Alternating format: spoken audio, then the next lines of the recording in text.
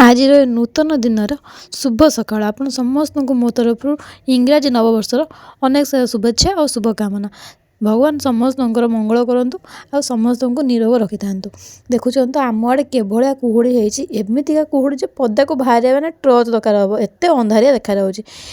ଆଉ ମୁଁ ଏଠି ବ୍ରସ୍ କରୁଛି, ହେଲେ ପଦାର ଦୃଶ୍ୟ ମୁଁ କିଛି ବି ଦେଖିପାରୁନି, ଭୟଙ୍କର କୁହୁଡ଼ି ହେଇଛି।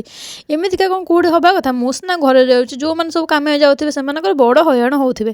ନୂଆ ବର୍ଷ ତ ମୋ ବାବାଙ୍କ ବାରିରେ ପଡ଼ିଛି, ପୁରା ଶୁଭ ଦିନରେ। ଏଇଠି ମୁଁ ପ୍ରଥମେ ବାବାଙ୍କୁ ପୂଜା କରିଦେଉଥିଲି। ଆଉ ବାବାଙ୍କୁ ଆଜି ମୁଁ କହିଦେଇଛି, ବାବା ସମସ୍ତଙ୍କର ମଙ୍ଗଳ କରିବେ ଆଉ ସମସ୍ତଙ୍କୁ ଭଲରେ ରଖିବେ ଆଉ ସମସ୍ତଙ୍କୁ ନିରୋଗ କରିକିନା ରଖିବେ। ବୋଉ ଏଇଠି ଆମର ବନଉଛନ୍ତି ଭେଜିଟେବୁଲ୍ ଚକୁଳି, ଯେଉଁଟାକି ମୋର ସବୁବେଳେ ପସନ୍ଦ।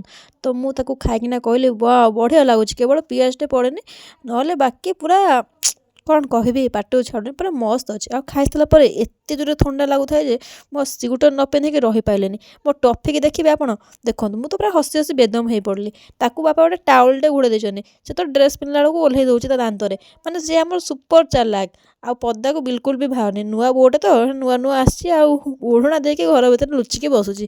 ପଦାରେ ତ ଖରା ନାହିଁ, ପଦାକୁ ବି ସେ କେମିତି କ'ଣ ବାହାରିବ? ଖରା ଆସିଲେ ତାକୁ ପଦାକୁ ନେବି, ଆଉ ଖରା ବି ଆଜି ଆସିବ କି ନାହିଁ ମୁଁ ସେଇଟା ବି ଡାଉଟ୍ରେ ଅଛି। ଏକା ବେଳକରେ ରାତି ହେଲେ ବୋଧେ ଆମେ ଯାଇକି ଲାଇଟ୍ ଦେଖିବୁ। ଏତେ ଜୋରେ କୁହୁଡ଼ି ହେଇଛି ଯେ ପଦାର ଦୃଶ୍ୟ କିଛି ବି ଦେଖି ହେଉନି। ଆଉ ଏଇଠି ମୋର ମନେ ପଡ଼ିଲା, ମୁଁ ଆଣିଥିଲି ଗୋଟେ ମେହେନ୍ଦି, ଆଉ ମେହେନ୍ଦିଟା ଯାଉଛି ହାତରେ କରିବି ଆଜି। ଆଜି ତ ନୂଆ ଦିନ, ମୋର ତ କିଛି କାମ ନାହିଁ। ବୋଉ ମୋତେ ଖାଲି କହୁଛନ୍ତି ତୁ ଖାଲି ଖା ପିଇ ସଜବାଜ ହ ଆଉ ବସ୍। ଏଇଠି ମୁଁ ମେହେନ୍ଦି ହାତରେ ଗାରେଇଦେଲି, ମେହେନ୍ଦି କରିକି ମୁଁ ଆପଣମାନଙ୍କୁ ଦେଖାଉଛି। ଆପଣମାନେ କମେଣ୍ଟ କରି ନିହାତି କହିବେ କେମିତି କ'ଣ ହେଇଥିଲା ହେଲା। ତ ମୁଁ ତ ଏତେ ଭଲ ମେହେନ୍ଦି କରେନି, ତଥାପି ଗୋଟେ କରିଛି ଚଳନୀୟ। ଆଉ ଦେଖନ୍ତୁ ଏବେ ଫାଇନାଲି ଖରା ଟିକେ ଆସିଲା। ଖରାକୁ ଦେଖି ମୁଁ ଚେୟାର ନେଇକି ଆଇଛି, ଆଉ ମୋ ପଛେ ପଛେ ମୋ ଟଫି ବି ଆଇଛି। ଗୋଟେ ଚେୟାର ନେଇକି ନା ଆଇଛି, ସେ କହୁଛି ମୁଁ ବସିବି, ଆଉ ମୁଁ କହୁଛି ମୁଁ ବସିବି। ଖରାରେ ଟିକେ ବସିବି ବୋଲି କିନ୍ତୁ ଦିନ 12ଟା ଯାଏଁ ଅପେକ୍ଷା କରିଥିଲି। ଫାଇନାଲି କିନ୍ତୁ ଏତେ ଡେରିରେ ଖରା ଆସିଲା, ଆସିକି ଗୋଟାଏ ହେଇଗଲାଣି। ମୁଁ ଟିକେ ପଦାରେ ବସିଛି, ଆଖି ପୁରା ବନ୍ଦ ହେଇଯାଉଛି, କାହିଁକିନା ଦେହରେ ଥଣ୍ଡା ଅଛି ନା, ସେଥିପାଇଁକିନା। ଯେତେବେଳେ ସୂର୍ଯ୍ୟ କିରଣ ଦେହରେ ପଡ଼ୁଛି ଅଟୋମେଟିକ୍ କୁଆଡ଼ୁ ପୁରା ଉଷୁମ ପାଉଛି ଯେ ଆଖି ପୁରା ଅଟୋମେଟିକ୍ ବନ୍ଦ ହେଇଯାଉଛି, ନିଦ ବି ଲାଗୁଛି। ଏମିତି ପ୍ରାୟ ସମସ୍ତଙ୍କ ସାଙ୍ଗରେ ହେଇଥାଏ। ଖରାରେ ଯେତେବେଳେ ବସିଥାନ୍ତି ନା, ଯେତେବେଳେ ଦେହରେ ଥଣ୍ଡା ଥିବ ଅଟୋମେଟିକ୍ ଆଖି ବନ୍ଦ ହେଇଯାଇଥାଏ ନା କ'ଣ?